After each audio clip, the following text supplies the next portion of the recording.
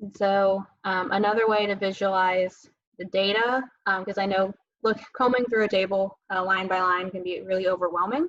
Dr. Wojrotny kind of went over volcano plots, so I won't go into them in very much detail, but just to say they're a great way to visualize big trends in your data. So you can see here in this example, this data set had a trend towards more increases than it did decreases.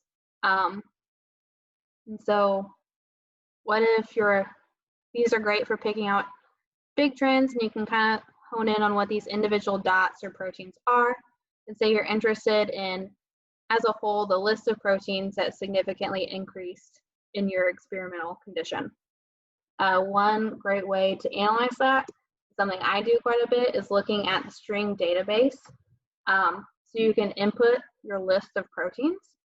In this case, proteins that were in the experiment identified as increased in abundance. And so in this interaction network map, each circle is a protein, and then each string connecting the proteins is a type of interaction, which ranges from an actual physical co-IP experiment to merely the database found that they were mentioned together in the same abstract. And so take it with a grain of salt, but you can input your list of proteins, and they show you all the different kind of connections between your proteins that you found changed. And it will also calculate significantly enriched Go terms, KEGG pathways, UniProt keywords in your protein list. And so it's really nice for looking at, so all of these proteins increased in this data set, what kind of pathways were actually enriched to kind of help you hone in on possibly biological relevant pathways. And so then say you're interested in one of these particular, to look at the individual proteins further, because it's always good to kind of manually validate these changes. A great way to do that is something I call peptide group Violin dot plots. And so here, the x-axis has proteins that were identified in the experiment, and each dot is a type of peptide that was identified and quantified belonging to its relative protein. And that peptide abundance is plotted as an abundance ratio, again, for the mutant over the wild type. And so here, the red dotted line is an abundance ratio of 1, so no change. And the curves here are just plotting the density of different points, with the line being the mean.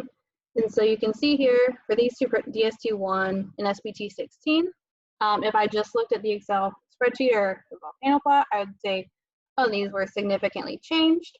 But if I come and look at the data, kind of where the density of these proteins actually kind of lie and where the mean is, a lot of these peptides are still coming in at about a ratio of 1. Whereas maybe they actually both have kind of a couple of outliers trending higher or lower than that. And so then it's kind of up to you to say, do you think this is actually a change, or were the outliers kind of skewing, whether this was actually a significant change in protein abundance or not? And so this is why it's nice to come actually look at the individual quantitation measurements that were made to calculate overall protein abundance. And yeah, it's also just because, and Dr. Wojrotny had said that this is the TMT approaches are highly reproducible. And so because of that, using this approach, this was a question earlier about why use this over a Western blot. So it's difficult to quantitate changes by Western blot that are really less than maybe 1.5 or 2-fold. But using mass spectrometry, we very often can get levels of protein changes that are around 10% or maybe even less. And so some of these, as Caitlin had said, come up as statistically different, and they are different than one, so that they're a little bit different.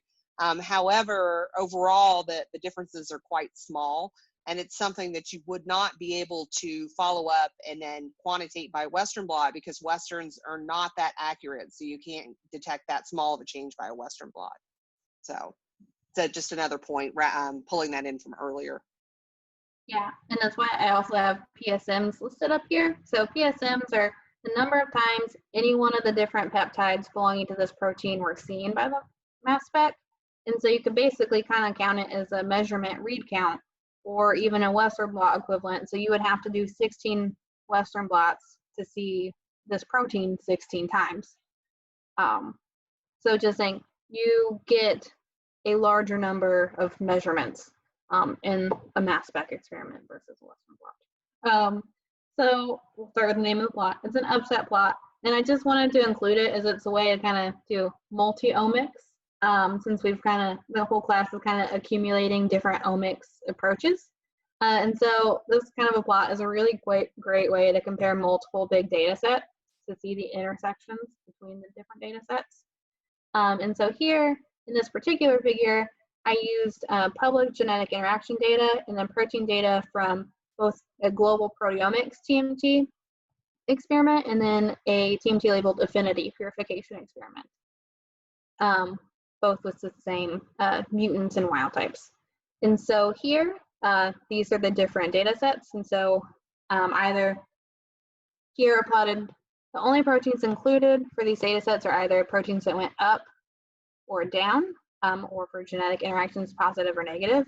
And the total set size for these data sets, so total number of proteins, is listed in this little bar graph over here. So the kind of meat of this plot is over here to the right, where each dot kind of lines up with unique proteins to that data set. So positive genetic interaction data set had 14 proteins that were only seen in this data set and no other. But so where you see multiple dots are intersections of the data. So here, these proteins were identified as positive genetic interactions, but proteins that were seen to decrease in global proteomics. And so same here, one of the more interesting data set intersections for this data was proteins that globally increased in abundance, had a negative genetic interaction with the mutant I used in this experiment, and were seen to decrease in interaction for affinity purification mass spectrometry. And these two proteins here are polymerase subunits, and that's actually, I was pulling down polymerase in this affinity purification. And so these plots are just a really nice way to kind of get a big picture of what's happening at different levels. So you could do the same type of plot with proteomics data combined with RNA-seq data, just kind of see correlation of what's changing at proteomic versus transcriptomic levels. So I just wanted to throw it out there as kind of a way to accumulate all the different omics methods that we're going over in the course and